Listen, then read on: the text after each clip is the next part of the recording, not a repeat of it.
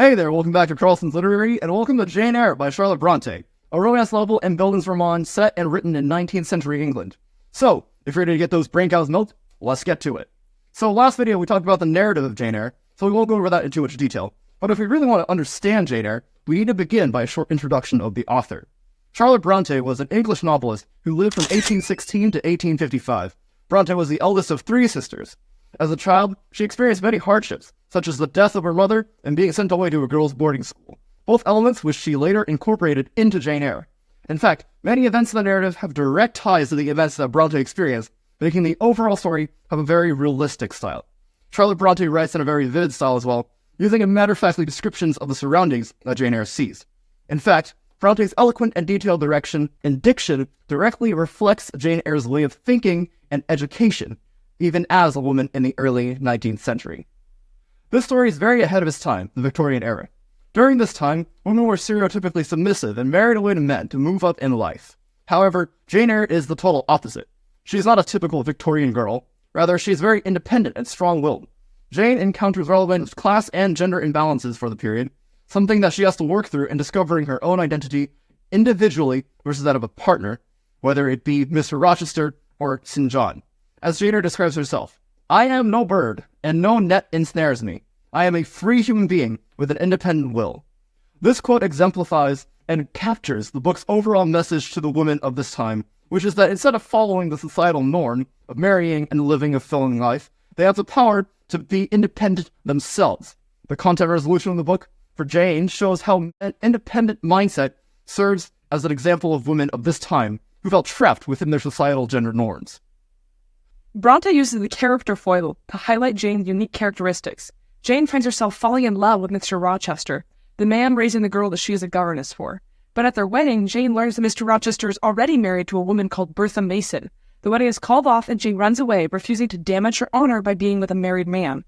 Even though Bertha has relatively few scenes when she's present in the text, her characteristics serve to contrast Jane's. Bertha was married to Mr. Rochester after being encouraged by both her parents and his. She had little choice in the matter, and only a few years into the marriage she went insane following her family's medical history of madness. Her condition isn't specified, but she lives in the attic with a nurse at all times. There are several instances when she escapes and steals through the house in the night, committing violent acts like setting bedposts on fire and tearing Jane's veil. Bertha's lack of freedom and free will punctuate Jane's independent spirit. When Jane runs away from Mr. Rochester, she does what Bertha cannot do. When Bertha is first introduced in the text, Mr. Rochester gestures to Jane and says, "Compare these clear eyes with the red balls yonder."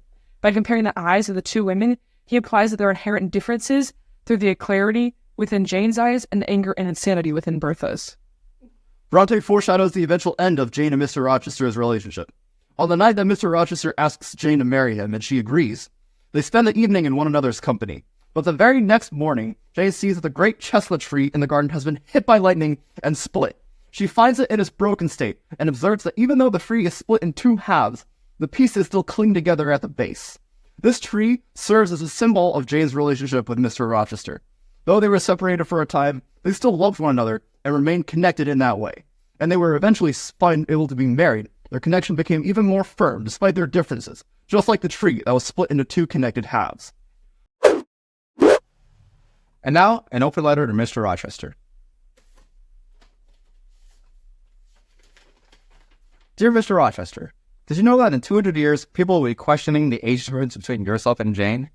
However, for your time, it seems that this relationship is more acceptable. Honestly, I'm proud of you for pursuing love over a socially accepted form of marriage for status and a strategic tool among nobles. As you've censored yourself to Jane, every atom of your flesh is as dear to me as my own. The genuine connection you and Jane have formed is unexpected and rare for the time period, both due to the large disparity in both of your social classes and due to the material benefits you would gain from marrying Miss Ingram. A lesser man would just marry Miss Ingram and reap the wealth and comfort of noble life. Good on you for following your heart, Mr. Rochester. Regards, Steve Heimler. Lastly, Jane Eyre has survived as a literary classic through its masterful display of literary techniques, being not just an entertaining novel, but rather a world to dive into, with symbols and themes woven into the intricate diction. If you get a chance to read this book, I highly recommend it. The love, the tragedy, the drama, It is truly a deep and meaningful work that allows us to follow the life of Jane Eyre, a girl born in a time when society did not understand such independence from a girl. You can even argue that this book contributed to the women's independent movement that slowly emerged in the 19th century, the same century in which the book was both set and published. While the language might seem eccentric to a modern reader, the story quickly immerses any reader to the time period, allowing a more vivid understanding of prose writing of this time. It is truly an invaluable work that expands the reader knowledge while delivering an amazing story. Click here to keep reviewing and click here to grab my video note guides, which will help you get all the information you need firmly crammed into your brain. Thanks for hanging out, and I'll catch you on the flip flop. I'm out.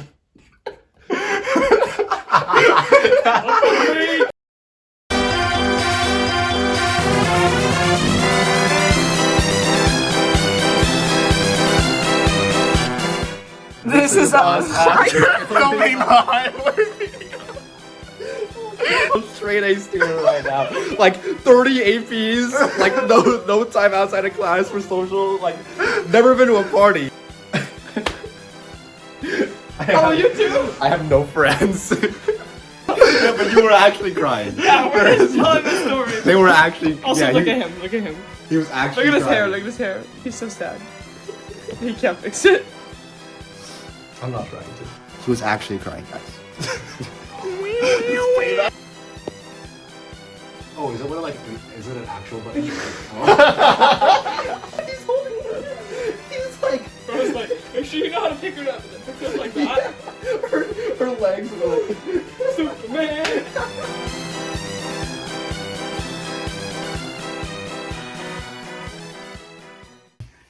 I don't know why we did that. Huh? I don't know why we did that. There is Yeah, there was no not really reason. a real reason to do that. It was funny. He was very sad when we braided his hair.